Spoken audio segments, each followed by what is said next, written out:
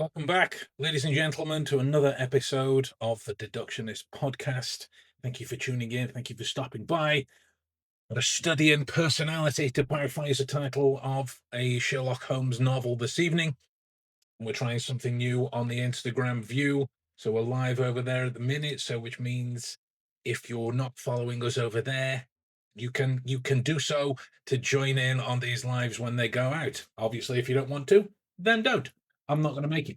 Um, the article was linked in the story itself, and as a result, that's where the content is that you can see, and that was the kind of the springboard for for the idea that we're going to be looking at today. It's one of those things where there is, or rather, there appears to have been an active search as part of the reading people community or the but the deductive community or whatever it is, to try and find ways and means of um better understanding humans through observation, right? And through deduction and through critical thinking. These are the big prime movers of the discussion, albeit maybe somewhat slightly boring as titles, arguably a little sexless in parts. But here it is, and I've taught the big five. Um, I've taught the big five a few times, and it's a robust model, but it does have its own flaws because of the container that it tries to hold, and we're going to get into it today, right? So if you want to look at the article, it will be in the description for where for when this goes out live, edited tomorrow, but it's in the Instagram story if you want to find it there already. But if you didn't know, the big five is well, it's something that emerged in mid 20th century. It was through lexical studies of language and trait clustering, um, solidified with psychometrics in the 80s. I think it became the backbone of what we know as modern personality psychology in those particular groups, right? The five dimensions of it are openness, conscientiousness, extroversion, agreeableness, and neuroticism, right? So this is where we get the ocean name from. I suppose we can also call it canoe if you want. It doesn't really matter so long as you get the big five principles there.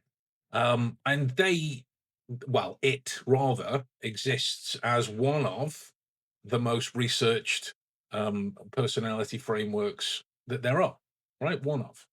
Now, that again presents a certain position here for a bias of sorts, in that it's the most researched, therefore it is the most credible.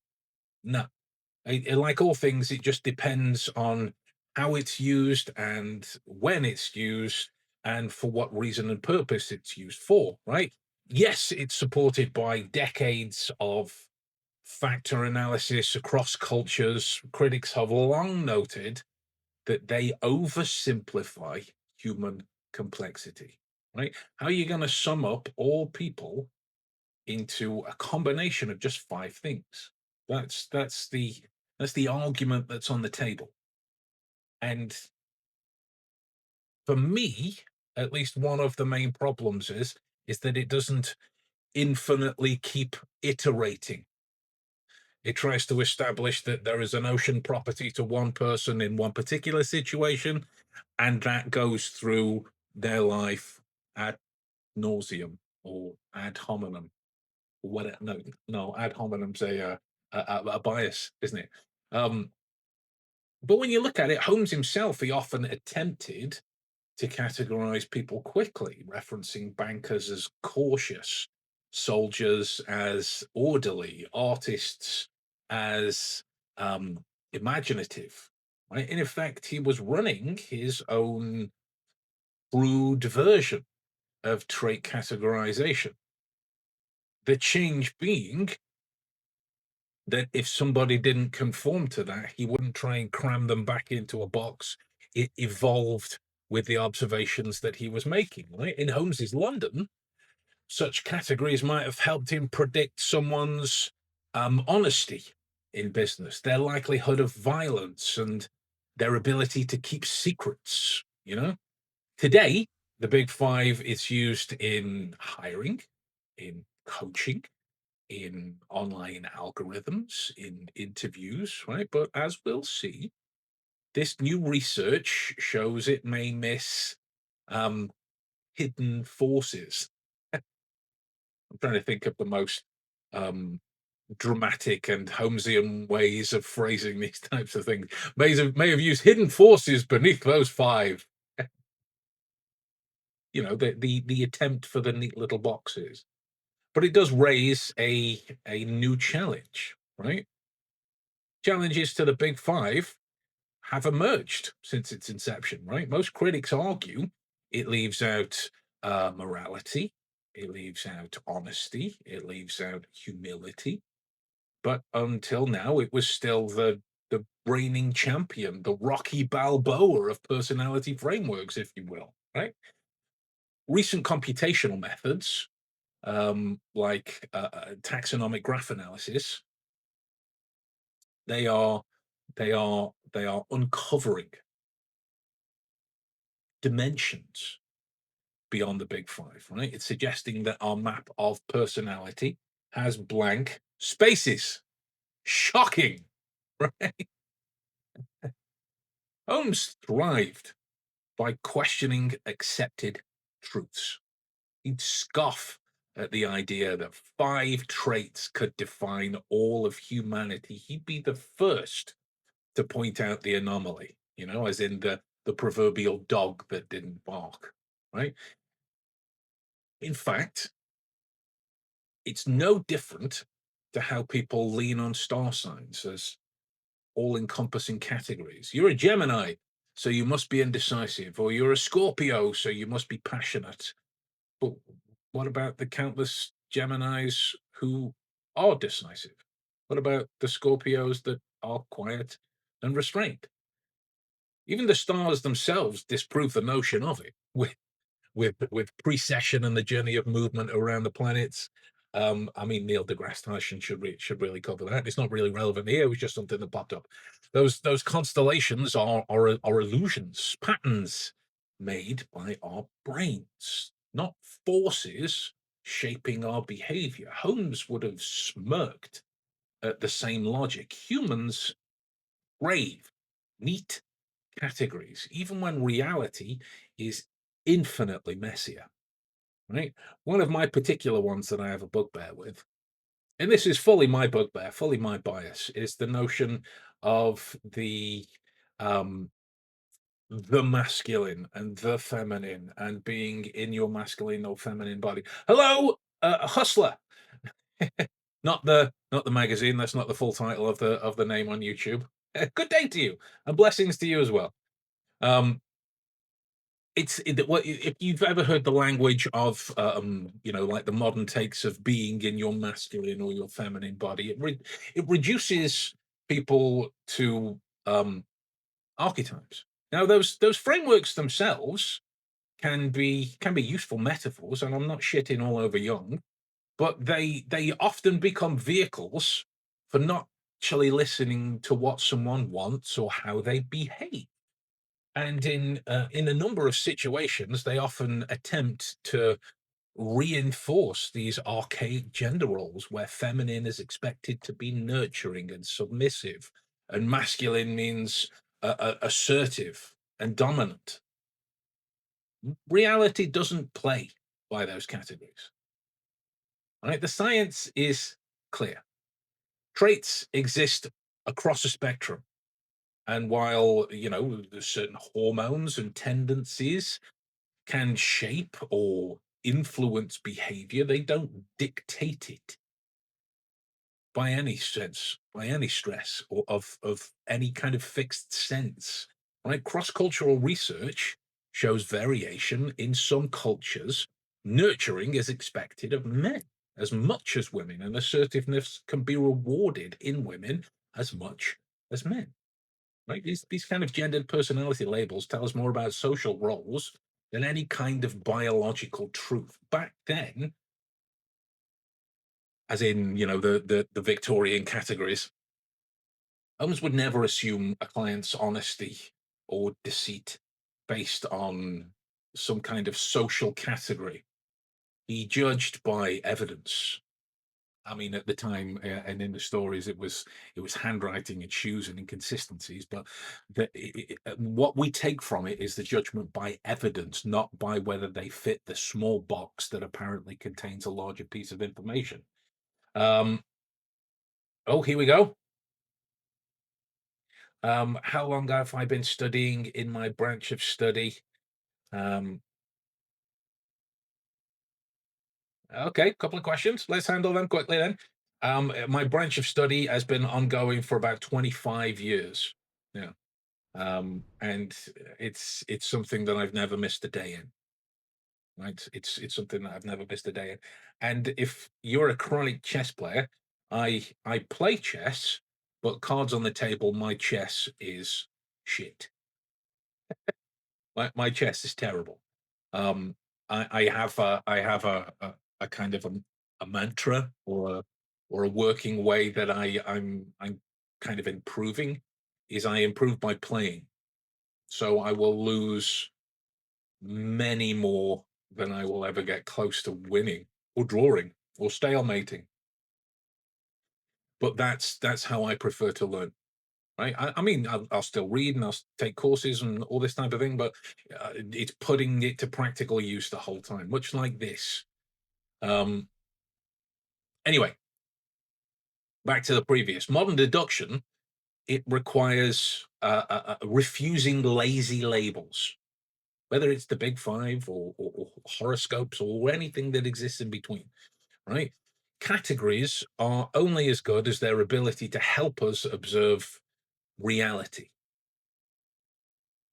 The real skill is noticing the data that's in front of you, letting it speak instead of trying to force it into some kind of pre-packaged box just to make it easier to manage, right? And don't get me wrong, I have my own models that are 5 steps of this, 7 steps of this, 3 steps of this, 12 steps of this, but they are iterative. They keep rolling out and rolling and changing and constantly going around as new data comes in, new situations take place, new contexts change, new information, new people. The whole thing is about constantly keeping it going. What the deuce was that? Um, there you go, live editing on the stream. Boom. Well, I don't know about being very smart and intelligent, Mr. Hustler. I think I think what it is I'm passionate about my own little box of study. That's it. Um,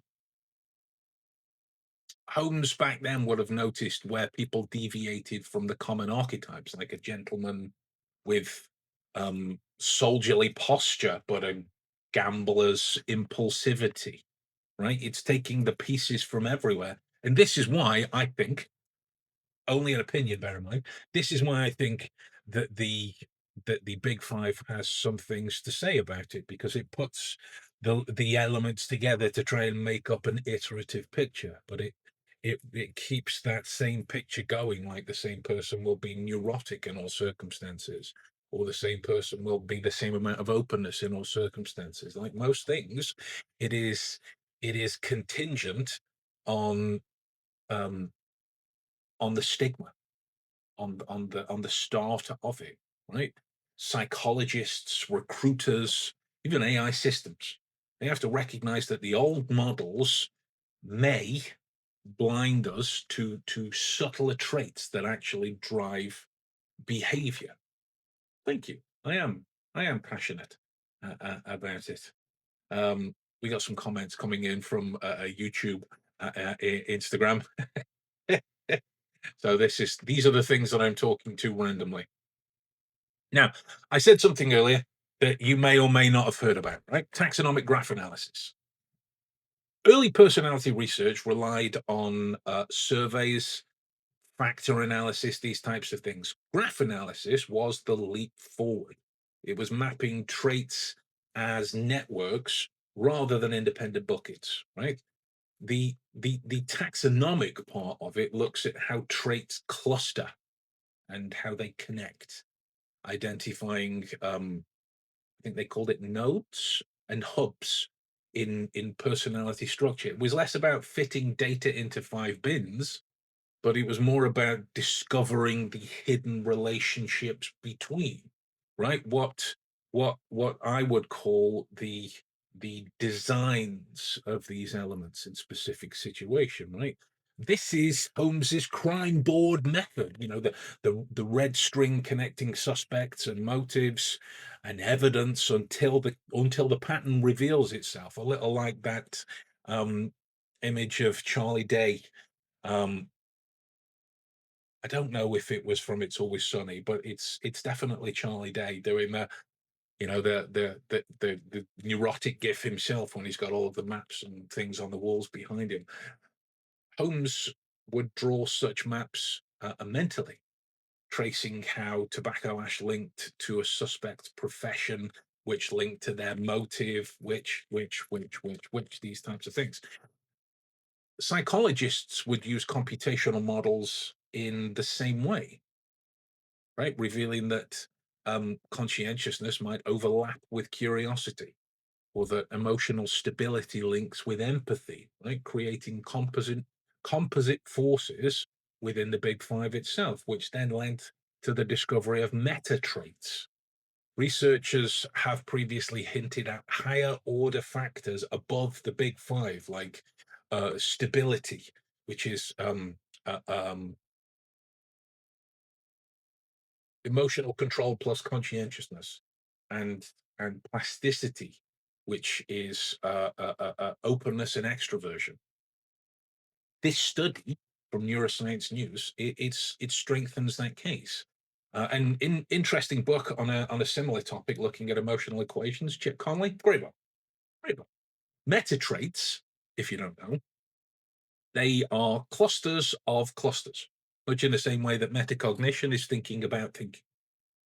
Broad tendencies that shape how the five traits manifest. They show that behavior isn't linear.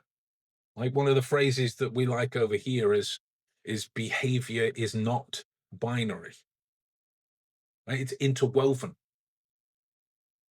Holmes was a master of meta traits. He didn't just see conscientiousness or openness. He noticed how precision combined with curiosity produced a competent scientist, or how um, rigidity plus paranoia produced a dangerous fanatic. Holmes might have used what we call meta traits to assess whether a client was trustworthy, right? If someone who was um, uh, highly agreeable but unstable emotionally, it might indicate that they then would buckle under pressure. Meta traits could improve hiring decisions, leadership profiling, or security screening, to use an ambiguous term, right? It looks beyond surface qualities to the deeper composites driving behavior. Psychology itself was often progressed by making the invisible visible. Freud with the unconscious, Eysenck with dimensions of temperament. I mean, it's the research that continues that tradition. Hidden trait structures function like um, fingerprints, unique combinations of multiple factors shaping how a person acts in a context. Holmes constantly picked up on clues behind clues, the faint smell of varnish on a sleeve suggesting not just painting, but hurried repair work or financial strain. That seemed to be the go-to. Right? The hidden clues they allow Holmes and indeed ourselves, if we adopt this kind of thinking, to see motive or opportunity that is invisible to others. Hidden traits help modern deductionists, psychologists, and all other kind of gists and investigators anticipate how someone might behave in stress, in negotiation, or deception. Right? It's crucial in law enforcement. I speak from experience, business, dating. Right? Personality models have long been used in practical settings, military recruitment, therapy, beyond. But most of them, the big five included, are are really too crude if they're not used in combination or not used with the awareness of supporting other things or the iterative process or right. This is why humans crave these neat little boxes, because it makes something comprehensive and massive a little bit more digestible. Oh, it's only five things, but it's five things at the risk of of more accurate or relevant or pertinent or significant or more clear data that's coming in. Right? With richer trait maps, practitioners might be a best word. You are working in your own particular discipline. You are yeah, you're a practitioner. I'm going to stick with it. Practitioners can predict not only job fit or comportment or motivation or resilience and adaptability and collaboration styles. I mean, it just keeps going. Oh, another one in. Oh my word. Mass perception. Good day, Ben. I've been watching your content for over a decade. Keep up the good work. Wow. Oh, that's cool. Thank you. I appreciate you for saying that. I appreciate you for sticking around this kind of stuff for a decade. Holy shit. Fair play.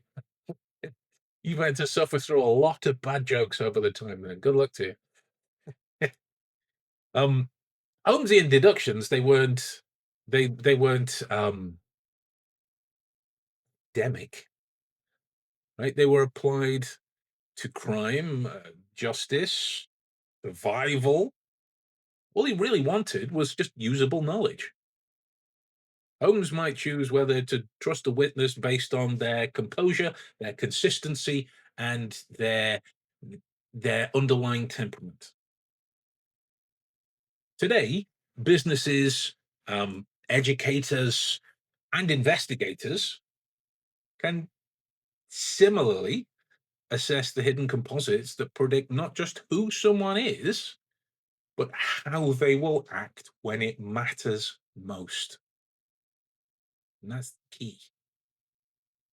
Science advances when it breaks frameworks, it moving from four humors to three temperaments to five traits, and now networks.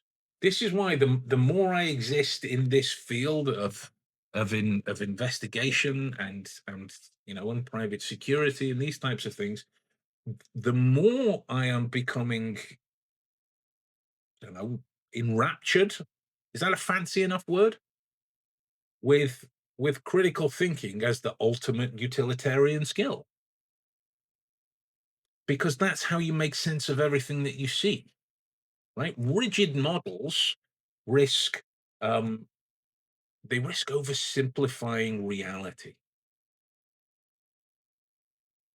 Taxonomic graph analysis suggests traits are fluid, contextual, and interconnected. So if the big five was more, they have an ocean here. Then, if new information changes, it's a new ocean, and then a new ocean, and then a new ocean, and so on and so on and so on. That would be more reflective. But that is the pitfall of pretty much all personality traits, pretty much the pitfall of all things that try and contain human beings into 24 16 MBTIs or 365. If you're trying to contain 8 billion individuals who can go on potentially millions of different journeys based on millions of different things to a simple situation, it's flawed by default. We need to be thinking about this the other way round, not having one system that contains everything, but look at the information that you are presented to from everything to filter it through these other boxes of understanding that you have in order to see what fits and what connects in the moment that you're in, right? Holmes warned Watson never to let theories blind him to facts. Theories are tools, not prisons. Holmes defied Victorian stereotypes, seeing beyond the foreigner or beyond the woman to the individual's true drivers. Deductionists, psychologists, therapists, you know, anyone that is involved in the awareness of information from human beings, you have to stay flexible.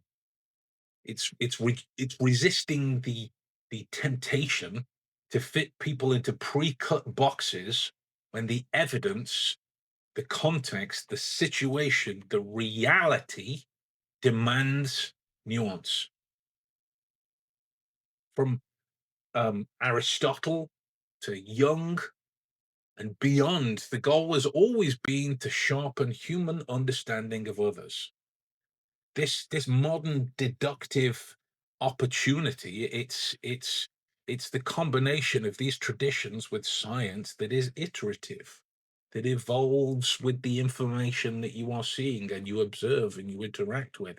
There is this constant computational effect with it, and based on those kinds of things, it's fucking tiring, it's exhausting, and it's not easy, and you are wrong, and you have to search more, and you have to keep observing and do more brain work and ask more questions and be more curious, and it's not simple.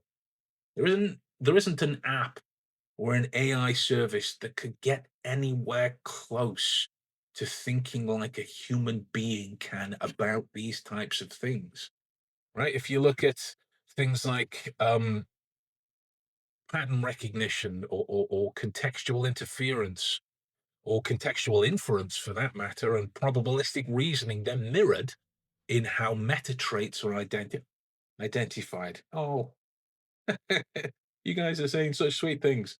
Thank you. 100 Days Memory Challenge was an amazing experience. Thanks a lot. You are very welcome. I'm glad you got something out of it.